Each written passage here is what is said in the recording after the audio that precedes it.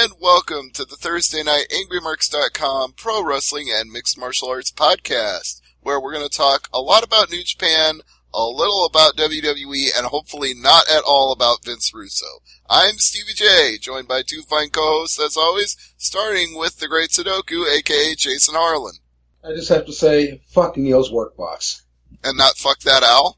Fuck Neil's Workbox. Alright, fair enough. I don't even know why. That was from House of Horrors. You would have to even remind me of what even happened in House of Horrors. I've tried to block it out of my mind completely.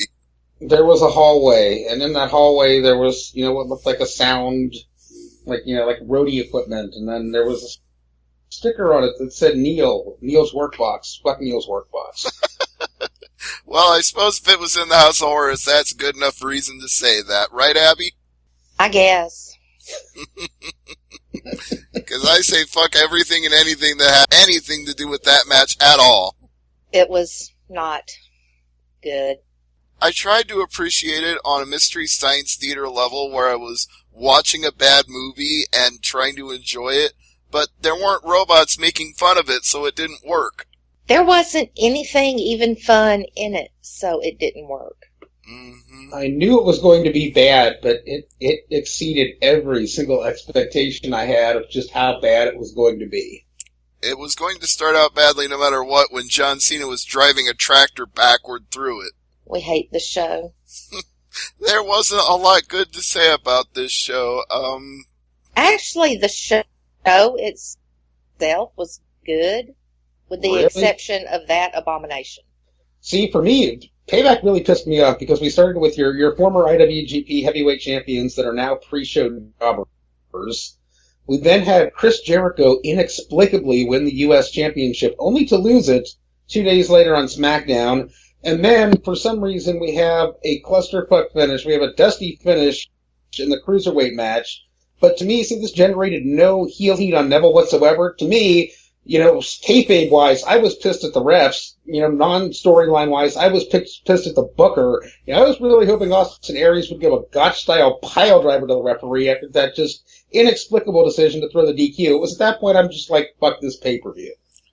There was one good thing, and only one good thing as far as I'm concerned. Braun Strowman screaming, "I'm not finished with you!"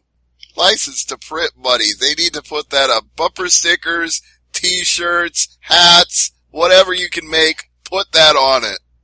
Yeah, and then today when they're all overseas in Rome and you see Roman and Brock seeing the sights together and taking photos of each other in front of the Coliseum and putting them up on Snapchat and Instagram, and it's like everybody's raising hell, and it's like I just had to jump in and say, do you not understand that the prey is keeping a very, very close eye on his quarry so that he can bury him in one of the necropolises down here? I suppose if you want to kayfabe it to that degree, that might work. But Wade Keller, I swear to God, the man's going to have a damn stroke. I about did after this abomination. In fact, the only way I could survive this entire show from beginning to finish was I took about a 20-minute break in the middle of it and played Mario Kart 8 instead. Oh. So, from the bottom to the bottom to the top to the top, the show didn't stop, and it started with Enzo Amore and Big Cass beating Gallows and Anderson, 'cause fuck you, that's why. Because fuck you, that's why.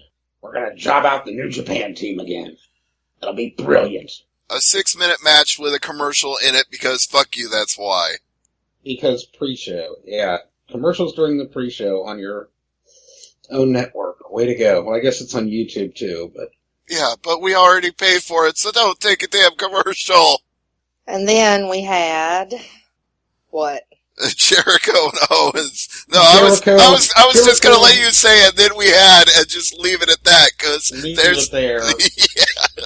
They really front-loaded the pay-per-view, which I found interesting. The 48-hour hot shot of that U.S. title, because devaluing the belt? I don't know. Because Vince McMahon didn't like the betting odds being that obvious, so he put in a swerve just to fuck with the people betting on it. Seriously, there is no other reason for this. the fact that everybody knew Fozzy was going on tour and Jericho was leaving and there was no way he'd win and the odds were that high, so Vince McMahon said, fuck you, and changed it just because of that. That's our Vinny. Something about Vince and people named Vince that like doing swerves like that. Oh, yeah. These days it's hard to tell them apart. And you've already mentioned the bullshittery of Aries and Neville where disqualification, he wins, but he doesn't get the title on a pay-per-view. That's such a 205 Live finish on a pay-per-view where... But it kind of worked. Kinda, I guess. Evil Elf King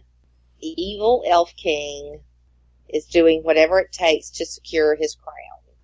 Except it didn't, like I said, it didn't seem like that to me. It seemed more like the actions of a rogue referee. It didn't seem like he really manhandled that referee. He was just grabbing at him during a submission hold. And it's like... The ref is in on it. Say it ain't so. The ref is in on it. Sometimes you just gotta, I mean, I get... something out of shit. I can't remember what the saying is. Chicken salad out of chicken shit. Chicken shit. Yeah.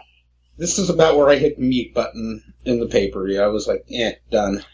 But I agree with you. It was more of a 205 Live finish. It was the kind of thing you'd see where they're like, well, we're saving this for the pay-per-view, so you get a false finish here, and we'll give you the real one when you actually have to pay for it. And yet we were paying for it.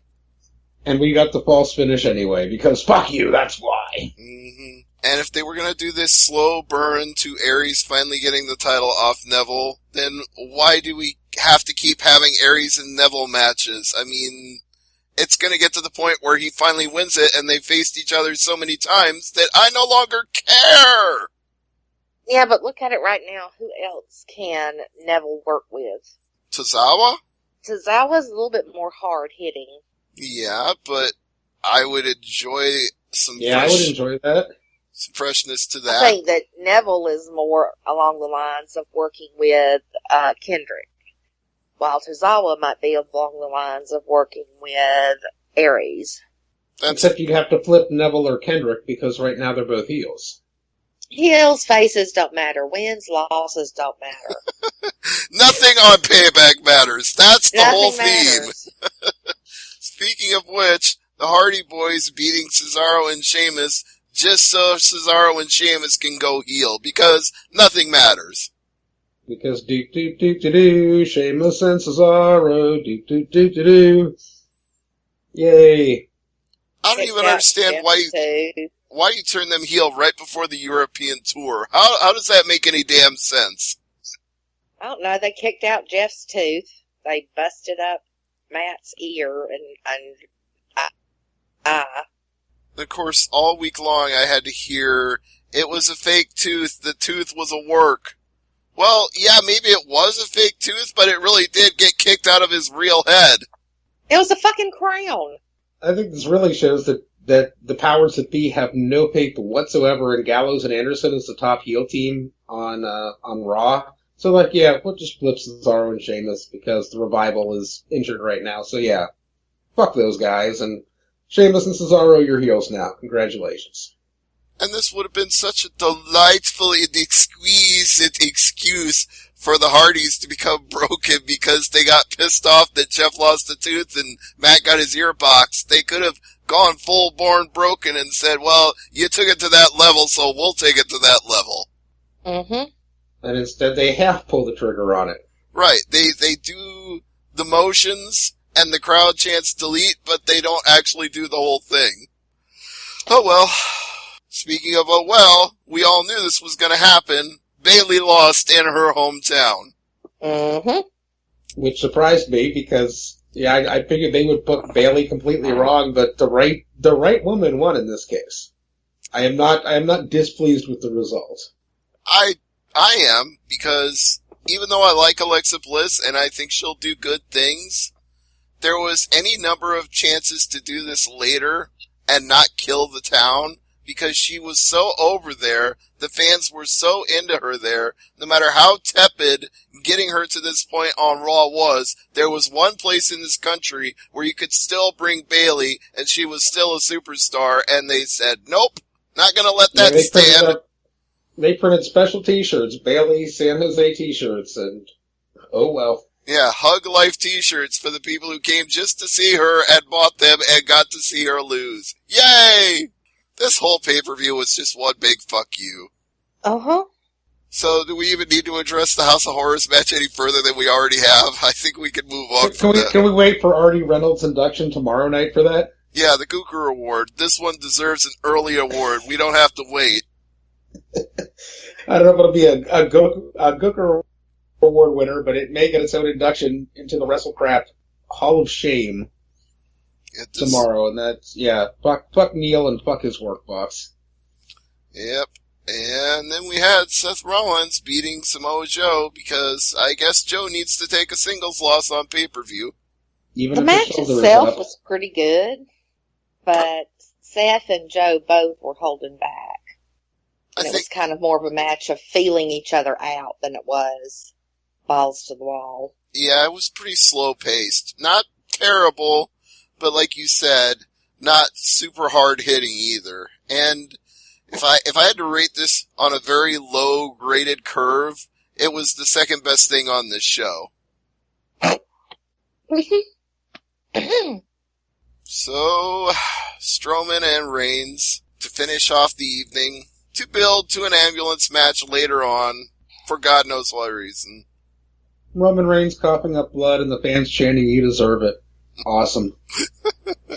Yeah, those closing moments of "you deserve it" and "thank you, Jinder" were. If that doesn't get to the powers that be in WWE and makes them rethink this for even 30 seconds, I don't know what will. I suppose it does deserve mentioning that Jinder ran out at the end of the Orton match. We didn't really mention that, but yeah, that and people cheering for Strowman, laying waste to Roman Reigns. It's not working. They're not going to get the reaction they want. People are just making Strowman into their hero because that's how much they hate Reigns. They are not getting... I get that it's a reaction, and any reaction is a good reaction, and they can certainly play this whole thing like they're in... What do they always call Toronto? They say they're in Bizarro World. Right. Yeah, Bizarro World, yeah. So they can continue to play this whole thing like they're in Bizarro World and the fans are booing where they should cheer and cheering where they can boo, and they can continue to explain it away that way. But as long as they keep booking in this direction, they're going to keep getting the reactions that they're getting, and they're going to keep being tone deaf about why they're getting those reactions. It was booked great one time, and that was the Raw after WrestleMania. That was Roman Reigns booked perfectly. When he stood there for 15 minutes and just played the crowd like a fiddle. That was about as good as it was going to get. Exactly. You know, kind of like a wink wink from the back that we get it, but guess what? He's the guy, you know, and the fans just are not buying him. It's hard to get thrilled about the prospect of this long-term build being, we're going to let Braun destroy him and destroy him and destroy him, only to make Roman Reigns look stronger in the end when he finally beats him. It's hard for me to get excited about that. Well, he's going to be destroying more and more people to get to that point. So, how many guys do we have to feed Braun before the crowd actually finally starts to hate him? Or are they just going to keep cheering the more he keeps destroying people? I guess it depends on who he destroys. They're going to feed him Seth Rollins. More than likely, they're going to feed him The Miz. Well, good. I'd cheer for that. Yeah, I would cheer for that. Then they'll feed him Jinder Mahal. I'd cheer for that, too. Maybe Randy Orton. There's still some part of my heart that's a Randy Orton fan, even after that stupid match on Sunday, so... I don't know, but most people would probably still cheer for Braun in that case as well. Honestly, what's not to love about a big guy who just lays waste to everything in his path? Why are people going to get mad at that? That's fun to watch. Especially when it's Roman Reigns getting laid waste to. Oh, you were both talking at the same time. What did you say, Jason? I said, especially when it's Roman Reigns who is getting laid waste to. He's jumped over to SmackDown, but to put it in perspective, if this happened to Chris Jericho, I don't think they would be cheering Braun Strowman as much. Yeah, that's really what you have to do. You have to absolutely have him destroy a fan favorite like Jericho for them to really get mad at Braun. But go ahead, Abby. It's not fun to watch Braun come in and smash everything. Because the way Vince has got it built up right now, the only person that could possibly rise up and defeat the monster among men is the Roman Empire. And we have seen just the indifference that the fans give the Roman Empire and the adoration that the fans give Braun Strowman. I don't even know. Unless there is a double turn, I don't see anything good coming out of this for either side. Unless you have Brock Lesnar destroy both of them. And then it works. Which will not happen. That's kind of what I was thinking, though, when you said nobody could destroy Braun Strowman, and that was the one thing that was lurking in the back of my mind was Brock Lesnar taking him to Suplex City. Repeat, suplex, repeat, suplex, repeat. Brock Lesnar. That's just not something I see happening.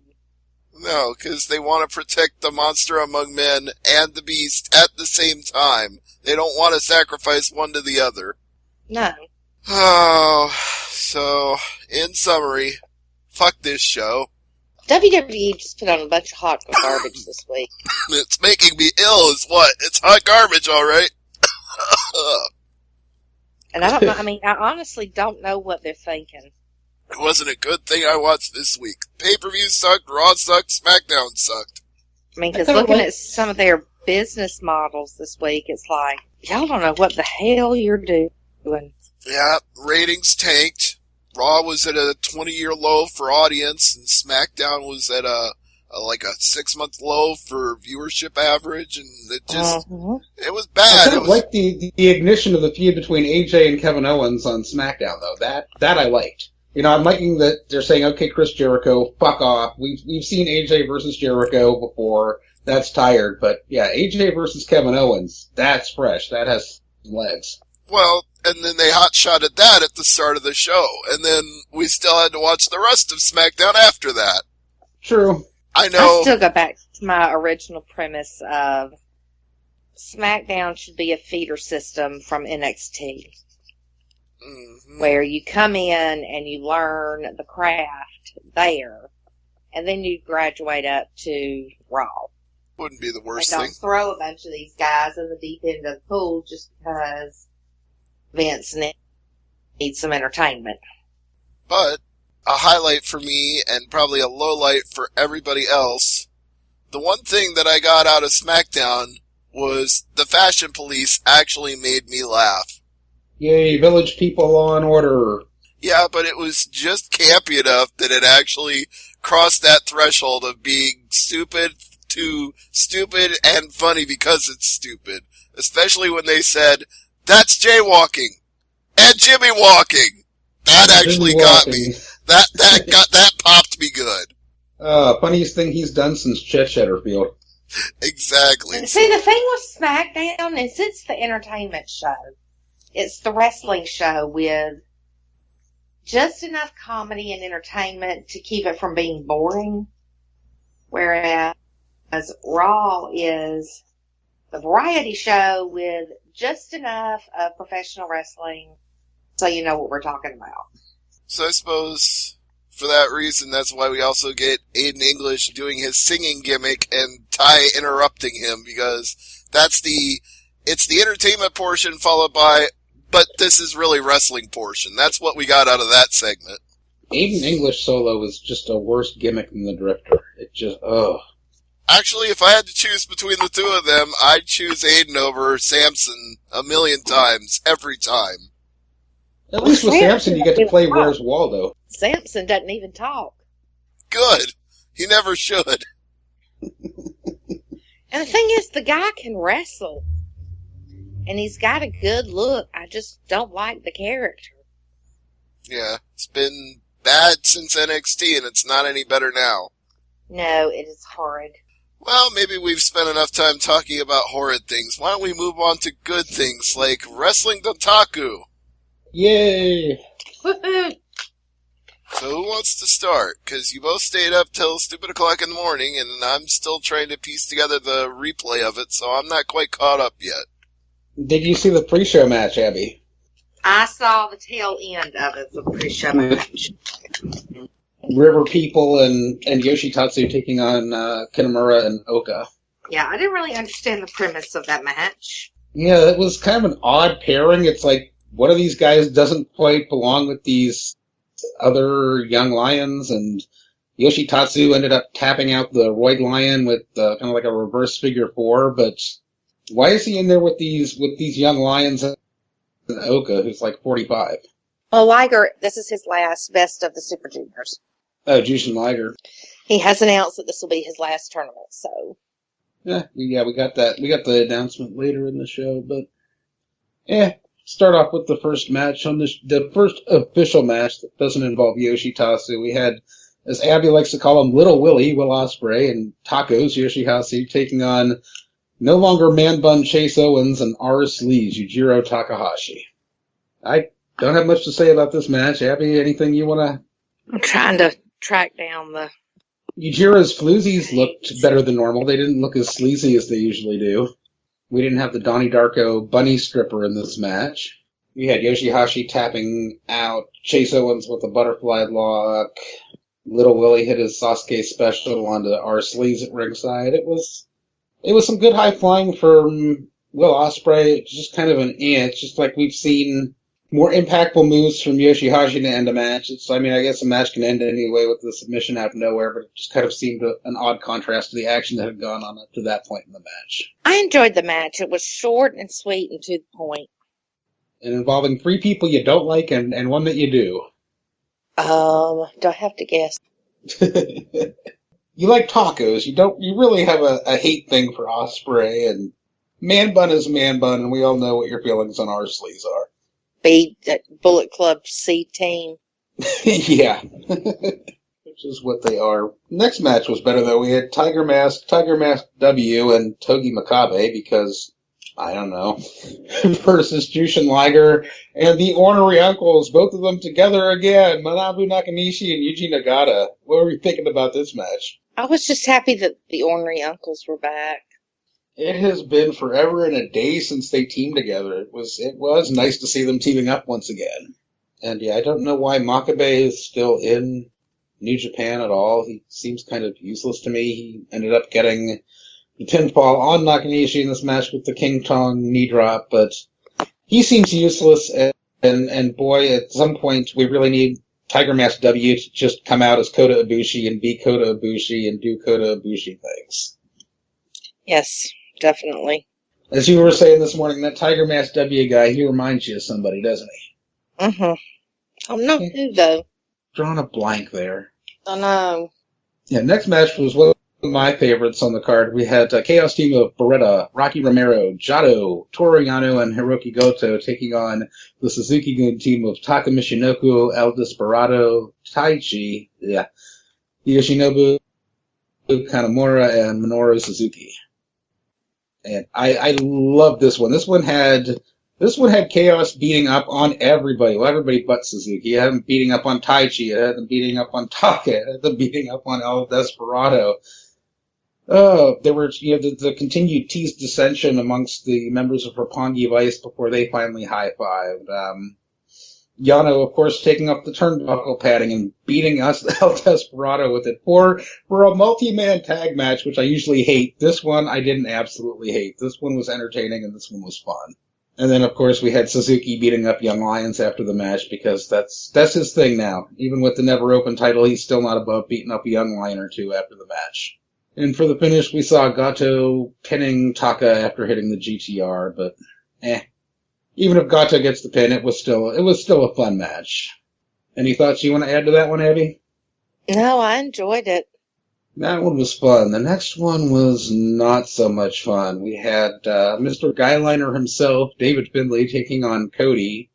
Yeah, and this one I was just rooting for Tiger Hattori, the referee, because I can't get behind Cody. Not in Japan, not as a member of Bullet Club, just Oh, there was a point at one point where it looked like Finley was supposed to catch Cody coming off the ropes and transition into a Death Valley driver, and he completely botched it. And that kind of summed up how this entire match just went for me. David, please ditch the guyliner, ditch the New York Dolls glam look, and Cody, just don't do Japan, don't do Bullet Club, just do something else. But yeah, anything you remember about Cody versus David Finley? Let's see, David Skyliner. Yeah. His, one size too small leopard print panties. That's about it. I mean, he had some good technique. I mean, the rolling cannonball into the corner, was second to none. His corner to corner strikes were great. But really his signature move right now is that corner to corner, whether it be a drop kick or a forearm on his opponents. And Cody's not going to let him get that, no. And Cody, I don't know what his deal is with, walking the ropes and doing cartwheels and acting a goon through all the matches. That's like Roman Reigns logic. It's like, okay, I'm a heel because I'm doing cartwheels and you hate me doing cartwheels. No, it doesn't quite work that way, Cody. He just doesn't fit in Bullet Club. He doesn't fit in New Japan. He ended up winning with that spinning DDT that he calls Crossroads on Finley, and it's kind of the finish that I saw coming. But I didn't have very high expectations for this match, and I wasn't let down by those low expectations. Yeah, we had next Kushida and Juice Robinson taking on Hiromu Takahashi and Tetsuya Naito, and if Naito may not like his belt, but Takahashi sure likes his belt and his own belt, and was carrying them both at one point, and Hiromu likes belts, and Naito doesn't. It was a decent match. Kushida worked a really good hybrid style of both high flying and working over Hiromu's arm throughout the match. Juice really held his own against Tetsuya Naito. I enjoyed the match. No thoughts there on Naito and Hiromu and Juice and Kushida. Okay. It wasn't anything special. I thought it was good. I mean, I think if Hiromu can bring out the nastiness of Kushida, it's going to be a good match. But I would just much rather prefer to see Hiromu go against guys like Skrull and Ospreay and Volador Jr., guys that he hasn't, tangled up with before. Speaking of which, yeah, we did, right after this match, have the blocks for the Best of the Super Juniors. They were announced during intermission, which took place right after this match. Speaking of Hiromu Takahashi, he is in Block A. Guys, he will face in Block A. This is the block to watch. As Abby said, Jushin Thunder Liger in his last Best of the Super Juniors is also in Block A. Ricochet, Dragon Lee, Will Ospreay, the villain Marty Scurll, Taka Michinoku, and he who shall not be named round out Block A. Block A is heavy with talent. Block A is going to be where the excitement is at. Block B kind of got screwed over royally. We have in Block B Tiger Mask, Ryusuke Taguchi, Kushida, Volador Jr., ACH, Yoshinobu Kanemaru, El Desperado, and Bushi. And I just don't see the depth of talent there in Block B that you have in Block A. I mean, ACH is a huge wild card that could go either way. I hope he really steps up at Best of the Super Junior and works the New Japan Junior style. Volador Jr., I've seen him go both ways with the Best of the Super Junior matches too. I remember a really terrible one that he had against Beretta, but he can pick it up when he needs to. And then we get guys that just really aren't doing much, like Kushida and Taguchi and Tiger Mask and Bushi and Kanemaru. It's like, eh. Kanemaru has kind of waken up since he slithered in from Noah. Tai Chi is just ballast. Marty is at the top of his game. So is Will. So is Ospreay. Jushin Thunder Liger always brings it. Hiromu always brings it. Who's this other person down at the bottom? Which one? An A block. Ricochet? No, I got Ricochet. Dragon Lee? Got Dragon Lee. Taka Michinoku? I got Taka. It's down towards the bottom by, next to Hiromu. I've got Liger, Ricochet, Dragon Lee. Let's count this one. 1, 2, 3, 4, 5, 6, 7. I've got 8. 1, 2, 3, 4, 5, 6, 7, 8, 9. I've got 9. You've got one too many. Yeah, that's what it is. There's 8. 8 per block. 1, 2, 3. I've got it at 8. I've got Tiger Mask is 1, Taguchi is 2, Kushida is 3, Volador Jr. is 4, ACH is 5, Kanemaru is 6, Desperado at 7, and then Bushi at 8. Yeah, I've got 8 and 8. I've got Will Ospreay is 1, Dragon Lee number 2, Ricochet number 3, Jushin Liger 4, Hiromu Takahashi 5, Taka 6, Marty Skrull 7, and Taichi number 8. Don't know who the mystery ninth one would be, but yeah, it looks like A Block and B Block both have 8, and A Block is definitely where the powerhouses are. Definitely where the guys to watch are in Block A. Hard pressed to pick a favorite coming out. I mean, I would love to see Marty Skrull win the whole thing. I don't think they would do that, but I would love to see it. Your thoughts on the Super Junior blocks then, Abby? I'm honestly not looking forward to another round of Ricochet and Little Willie going at it again. I think a part of me wants to see Liger win, since this is his last Super Juniors. So a part of me wants to see that. Another part of me wants to see Marty Skrull come in and just alienate everyone and become the best of the Super Juniors. That would be a thing of beauty. I would love to see that too. Maybe Hiromu, maybe Ricochet, but if I had to pick 5, Ricochet, Hiromu, Marty, Volador Jr., and Despy. Oh wow, picking 2 from B Block. Oh yeah, you have been high on El Desperado's singles work and looking forward to him and the Super Juniors coming up. What do you think about how the blocks are breaking down, Stevie?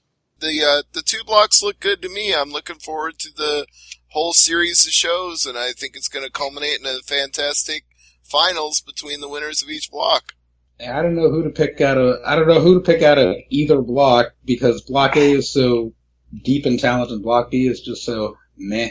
Well, yeah, you were kind of trashing Block B when they first announced it, so I'm not really shocked by that. I'm just, at the same time, I'm holding out hope, because how many days of shows is it going to be overall? They're going to have to come up with something good from Block B in that schedule of time.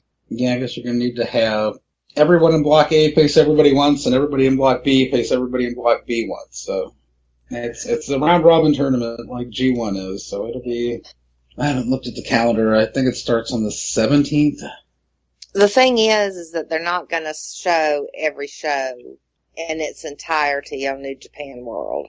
We're going to get just the best of the Super Juniors matches. Yeah, we're going to get just the tournament matches loaded up later on in the day.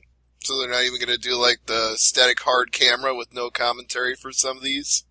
Yeah. Well, it'll be static hard camera with no commentary. It'll just come later in the day. And it won't be the entire, undercard of multi-man tag matches. They'll just, later in the day broadcast only the best of the Super Juniors matches after the fact at some of the smaller venues. But no, when I look at this Block B, I like, Volador Jr., I like Kanemaru, I like Desperado. I know you guys are kind of sick of Kushida, but I still like him. Bushi has been great for a while and it's always been underrated by fans, so I actually feel like Block B is pretty talented. It's talented, but to me, it's the biggest wild cards. It's like, will Kushida step it up? Will Volador Jr. step it up? How will ACH fare in Best of the Super Juniors? To me, I feel like they're being given a blank slate to run with it at this point. It's like, okay, you're right. It is a wild card, so they've all got to come out there and step up their game and see who can shine. My first thought when they announced the blocks was, oh my goodness, poor Vader. He just found out that Ricochet and Will Ospreay are on the same block.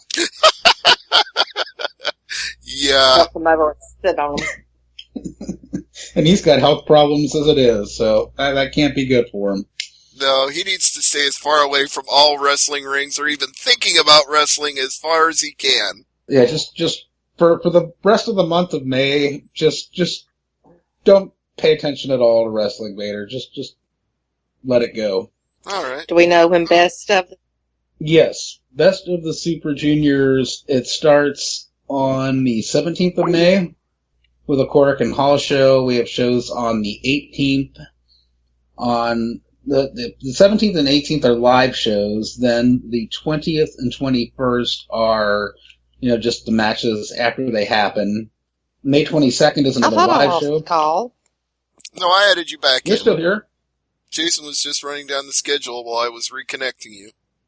Yep, May 22nd, we've got a live show for Best of the Super Juniors. The 23rd, 25th, 26th, 27th, and 28th are all matches that will be uploaded later in the day. The 29th is a live show. The 31st is going to be delivered later in the day. And then the finale on June the 3rd is going to be, I'm sure it's going to be live. I don't think they would not have that live. It just, they don't have a start time for that yet.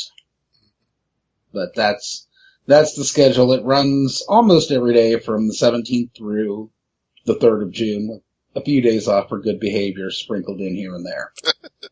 It actually kind of depresses me looking at the bracket, seeing that they have to put a block between places where you can't have a guy face himself, because I want to find a way for Marty Scurll to face Marty Scurll. Can we make that happen somehow? Can we have young Taka Michinoku face Taka Michinoku now? Right. Will like Kaientai Taka take on Suzuki-gun Taka? Yeah, or have Taichi take out Taichi and eliminate himself from the tournament altogether. Or we could have Kama Itachi take on Hiromu Takahashi. That would be interesting. Oh yeah, I'm totally into that. Let's do that. Ricochet could take on Prince Puma. Yeah, see, this just writes itself. The villain Marty Scurll can take on Marty Scurll, the Ring of Honor TV champion. Jushin Liger could take on Kishin Liger. Mm-hmm. We could have the ass-bumping Taguchi take on the serious junior wrestler Taguchi. I'm surprised some promotion like DDT hasn't actually tried to do this. Like, use a camera and insert footage into a match and have somebody wrestle themselves. We could have Masked Volador Jr. take on Unmasked Volador Jr. Right, or, you know what, he's not even in this tournament, but you can have Penta Zero take on Pentagon Dark. Oh, we could have a three-way match with Pentagon Jr. too. Oh, right, of course, all his gimmicks. Throw them all in there, yeah. Hell, we could even do Alberto El Patron versus Alberto Del Rio, just for the fuck of it. There you go. Yeah, put them in too. Or why not? a third gimmick, he could be Dos Caras as well. There you go with the mask. Yeah, going back to Volador Jr. and the mask against the non-masked Volador Jr. Right. Versus a three-way with the Volador Jr. that wears the mask to the ring and then takes it off. But weren't we talking about the Wrestling Dontaku show before we got off on the J-Cup? Yeah, well, the Best of the Super Juniors. Yeah, it's not going to be a Super J-Cup. There's no Super J-Cup Juniors this Cup, year. yeah.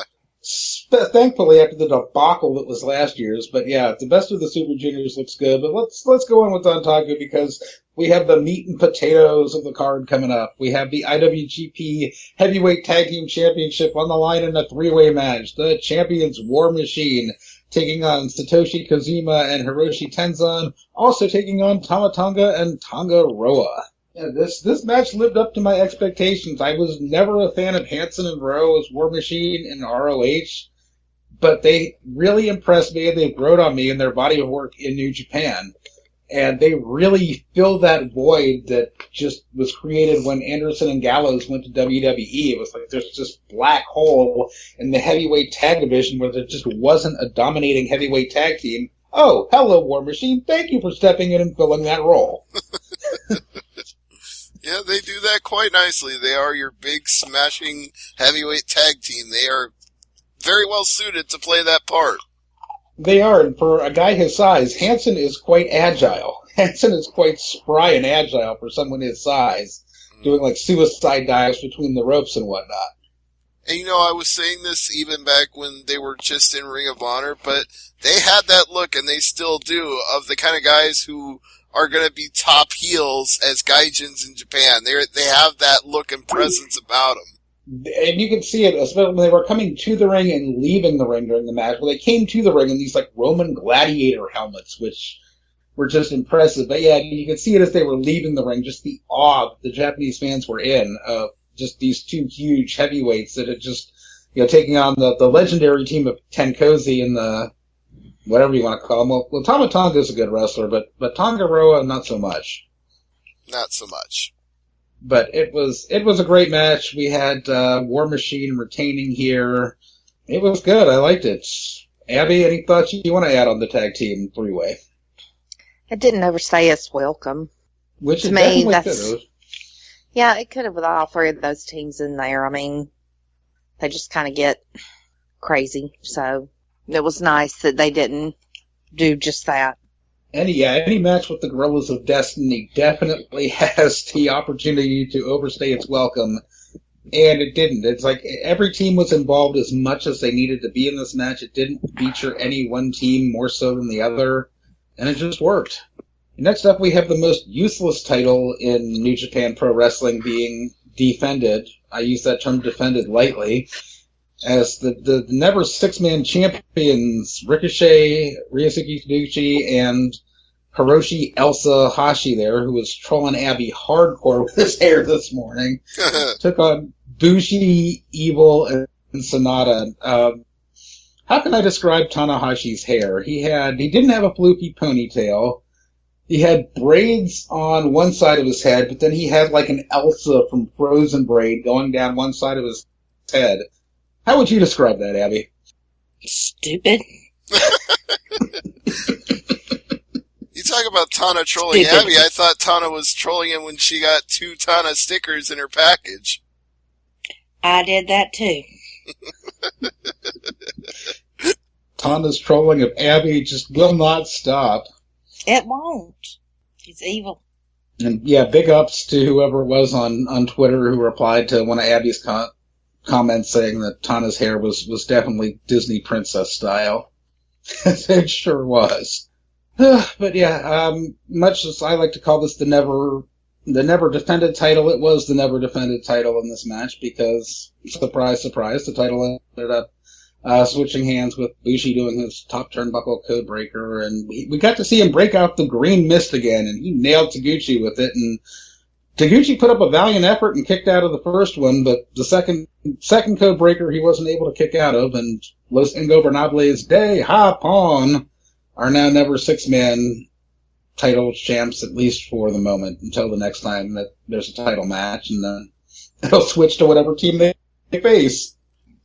That's why you shouldn't call it the never defended title. You should call it the never successfully defended title. The never retained title. Right. It's always defended. It's never retained. Often defended, rarely retained. Yes. I mean, yeah. People on Twitter have pointed out rare instances where it has been retained, but damn it, it's still real to me. Damn it, this title is never retained. But we'll move on to match of the night and one that goes onto my match of the year candidate list.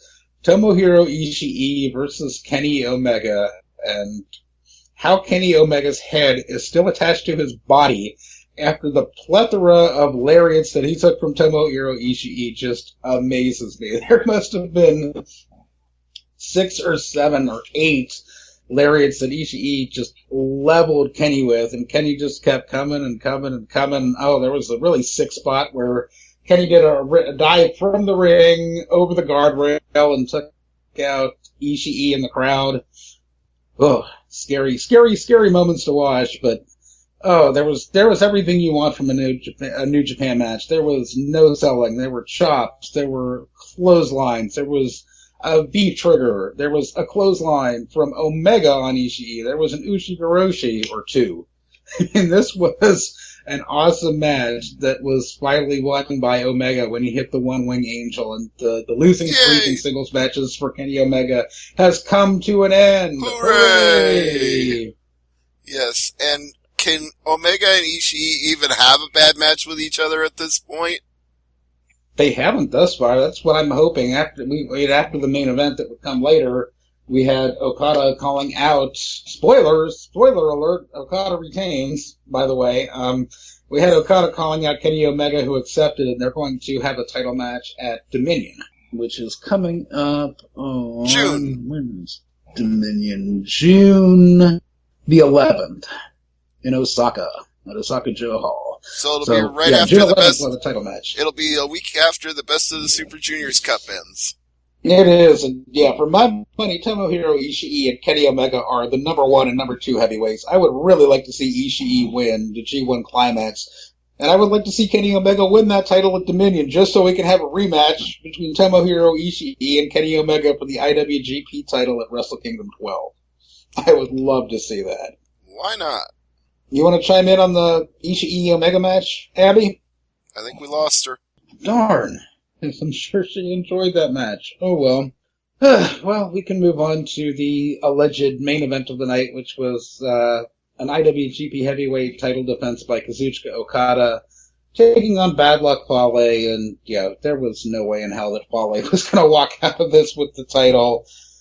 This was another match that I had very low expectations for, and this match did not let me down with those low expectations. What really summed it up was there was a sequence where Bad Luck Fale put Okada into a fucking bear hug. In 2017, a goddamn bear hug in New Japan Pro Wrestling. Then he went for the hand grenade and completely missed Okada with that lariat. And that was this match in a microcosm there. This was every bit as bad as I thought it would be. Every time there was a Rainmaker that was countered, I would curse under my breath. I'm like, damn you, Fale, just let this match end. Finally it did. We had a rolling German suplex into a Rainmaker. Yay, Okada retains. Joy. Nothing wrong with that. I mean, like you said, there was no way in hell it was going to top Omega and Ishii, but at least the right guy won here in the end. Yeah, I just kind of wish they would have put Omega and Ishii on last, so that they would never do that and upstage their heavyweight title. But yeah, it was what it was, and I don't know who's to blame here. If it's Fale, if it's Okada, if they share the blame, but a match is just bad when the referee goes 10 minutes past, and my review for the match is just completely blank at that point. Right. They really padded the match out. They really put a lot of filler into it, and but it was what it was. There were, as I said, there were 3 really good matches on the card. There was Ishii versus Omega, which is the second match those two have had this year that is on my match of the year list. Like I keep saying, they can't have a bad match with each other. I don't want to dare them to. Just keep having good matches. I don't even want to jinx it by saying they can't have a bad match. I don't want them to prove me wrong. Just keep proving me right. Just keep putting on match of the year candidates. That one was great. Hansen and Rowe versus Tenkozy and Gorillas of Destiny or Destruction or whatever the hell they call themselves. God. Yes. That was a good match. And then, the Chaos team versus the Suzuki Gun team was, I mean, my goodness, for a multi-man tag match, that was goddamn entertaining, and I don't say that a lot. It's like after covering New Japan Pro Wrestling for 2 years, I am sick and tired and burned out of goddamn multi-man tag matches, but that one was fun. Right. So 3 good reasons to watch Wrestling Dontaku. Yeah, definitely check that one out. And if you haven't already, definitely check out Tomohiro Ishii versus Kenny Omega from the first round of the New Japan Cup. Because both of those matches are top-notch. You know what? Even if they end up in multi-man tag matches against each other, watch that match just for the hopes they have a spot where they work together. Well, they work together, yeah. It's not going to be the 40-minute classics that they put on in singles matches, but it should still be good. There's just some people that have chemistry together. It's like Triple H and Shawn Michaels. They can't have a bad match with each other. It's just the way it is. Nope. Hey, question, Stevie. Sure, what? Is our friend Will Huckabee a fan of New Japan Juniors action? I believe he is. Wonder if he would like to get on board and do some shows with us during Best of the Super Juniors. I think that could be arranged. I'll put in a good word to him. And speaking of William Huckabee, that's a good chance for a cheap plug, because he had a very special guest, the president of Ignite Wrestling. So check out that show this week, the Wrestling Nerdcast with William Huckabee, and that's a great episode. For people like me who are uninitiated, what is Ignite Wrestling all about? Well, I'm glad you asked. So I'll just quote from their own press release, because I don't want to understate it. They are based in Orlando, or I guess they're incorporated in Vero Beach, but they have a lot of their shows in Orlando. And they are running a show on the 20th of May called Anarchy, which is at 6823, I don't know how to pronounce that, Narcosi Road. So I apologize, but it is in Orlando. The show starts at 7 p.m. They got a hell of a lineup for this show. Let me see if I can pull up the full card here while I'm talking about it. Trying to bring in the top talent in the Florida area, and that's not in NXT. It's, they've got guys like Jason Cade and, let's see, who else? Braden Knight, Amy Rose, Alex Cruz, Dave Christ, Jake Christ, Ethan Case, James Anthony, Ken Dixon, Leo Rush. I mean, they got a lot of people that are on the independent scene in general that are also part of the Ignite Wrestling roster. So they've got a lot of good talent in their promotion, and they're just trying to be another top indie out of Florida that really wants to go out there and be a place for people who are looking, to go to the next level. They want to come there. Sounds like something I may want to check out. Mm-hmm. They've even got a We Are Ignite t-shirt. It's a little bit of a rip-off of We Are NXT, but I kind of applaud them for that. Hopefully they're not ripping off We Are Suzuki-gun, but you would need some Japanese kanji for that. Mm-hmm. Oh, and on that Anarchy show on May 20th, a personal favorite, Ophidian, is going to be wrestling on the show. Doesn't ring a bell, Ophidian. Oh, come on! Ophidian from Chikara. You should know who that is. Drawing a blank, sorry. Oh, shit. I thought for sure you knew Ophidian. He's the one who always goes, yes! He's the snake who draws out the S in everything that he says. I'll definitely have to check that out, too. I swore to God I thought you knew Ophidian. If you don't, go look him up. He's fun. I'll have to do my homework on Ophidian there. Yes. I apologize. But one thing that I don't want to do my homework on here is if I can air the grievances for Festivus here. Sure, of course. One thing that's really, what really grinds my gears, Stevie? Well, that's two completely different things. That's Seinfeld and Family Guy, but go ahead. I knew you would get both references. Calling Shinsuke Nakamura the artist. Yeah, I kind of went on my own little rant about that last week. That's getting really old really fast. He's not Shinsuke Warhol. He's really not. Nor is he the son of King Curtis Iaukea, as much as Vince might think he is. It's a bad idea, and they're going to stick with it until the bitter end, until Vince gets a clue or enough people complain about it that he finally realizes this is a bad thing to do. But I don't think either of those things are going to happen anytime soon. No, and what's the deal with Shinsuke Nakamura's opponent now being unknown for Backlash? Well, I guess the Dolph Ziggler feud doesn't have enough legs. Maybe they don't think that anybody cares about that, so now they're just going to leave it a mystery opponent and let us tune in to Backlash, because that's the whole draw, is just to see Shinsuke face somebody. Well, kind of, although it seems kind of like they're using Black Scorpion booking for this, much like they did with the House of Horrors. It's like, we don't know what we're doing. We'll just make it up on the day of the show. Yeah, that's my impression too, but I'm trying to give them the benefit of saying, well, Dolph Ziggler isn't over, so we're not going to do that. I'm trying to explain their booking. Yeah, Dolphin isn't over. It would be fun to watch him get murdered by Shinsuke, but I'm trying to think who else on the SmackDown roster that they would feed to Shinsuke, and I'm hoping it's not Sami Zayn. I really don't want to see Sami Zayn get fed to anybody else like he did to Jinder, but... No, I honestly, to me, I'd send out somebody like Aiden English or one half of Breezango, somebody like that that's expendable. Breezango is already on the card in, yeah, in tag the team match against the Usos. Right. In the match with two tag teams that I could give a shit about. I keep forgetting that Breezango actually has a title shot, which should tell you what their stature is. It's like, holy shit, those guys, the comedy goofs from the Village People have a title shot? When did that happen? That's the difference between Raw and SmackDown. On Raw, it's like, no, sorry, Golden Truth. Your record isn't good enough to give you a title shot. Breezango on SmackDown title shot? Yeah, sure, why not? Oh, but that's because SmackDown is the land of opportunity. That's why Jinder Mahal is getting a title shot too. It's the land of opportunity. I hope you can see the air quotes I'm making when I say that.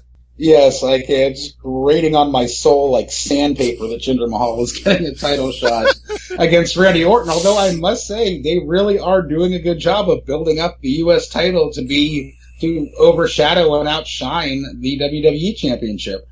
Yeah, well, it's kind of going in that direction on both shows because you've got Brock Lesnar only defending the title like great balls of fire. So they've got to have the secondary title on both shows be just as important as the world title.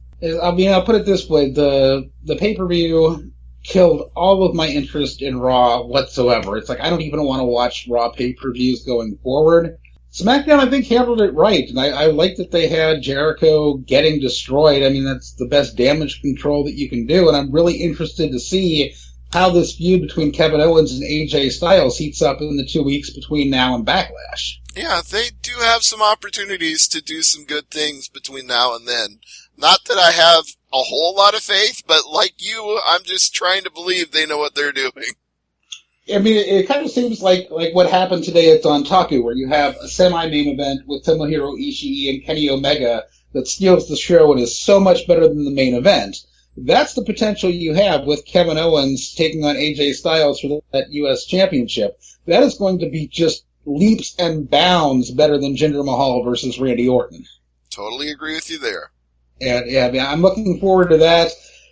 And I mean, they're just so wasting Shinsuke at this point with the artist and things. And to me, them biding their time and waiting until the pay-per-view is just anticlimactic at this point. They should have had him face somebody on SmackDown. They should be building him up to a bigger pay-per-view match. And at this point, is it going to be able to live up to he's debuting on pay-per-view after we've made you wait a month and a half to see him? They're just counting on him being so over that it doesn't even matter that they don't do anything with him, which is a very risky gamble to take, but that is what they're going to do at this point. He is very over, I will say, and especially with his violin music and the crowd singing along and chanting along and getting behind Shinsuke. He is over, but... At some point, you still got to actually remind people that he can wrestle. You can't just count on his entrance carrying him the rest of the way. I mean, I guess they remind the fans in attendance with dark matches and multi-man tag matches that Shinsuke has been a part of, but that's not for the viewers at home, though, so what good is that do? Because that's the 3 million, or 2.8 million, whatever it might be this week, that's actually watching. You need to remind those people. So yeah, we've got 2 whole weeks for them to figure out what they're going to do with Shinsuke and what opponent they're going to give him for Backlash, and I can see them not giving him an opponent until the very night before. That could very well be the case. We may just be breaking it when we do our pay-per-view preview. We may not find out until then. We may not find out till after then. But it'll be nice. It will be nice to see him finally debut, but it comes way, way, way after it should have. Agreed. So, before it comes way, way after it should have, why don't we go ahead and do our cheap plugs? Jason, what do you got? I'll start with NJPWWorld.com, the best 999 yen you can spend a month. That's how you can watch New Japan's Dontaku like I did this morning. It's available on replay now. You can also subscribe before the 17th and watch all of the funness that is the best of the Super Juniors, be it the live shows or the Super Junior matches that get put up later in the day during the tournament on days when you don't have to wake up at stupid o'clock. I'll plug myself on Twitter, I'm at Great Sudoku. I'll plug Abby on Twitter. She's at Abby A. And I'll plug AngryMarks.com. And since Abby's not here, I will also plug Top Rope Press, because the reason she's so tired is because she works so damn hard on that website. You really, if you're not reading Top Rope Press, make it your number 2. Make it AngryMarks.com and Top Rope Press, because between the two of them, we got you covered. Indeed.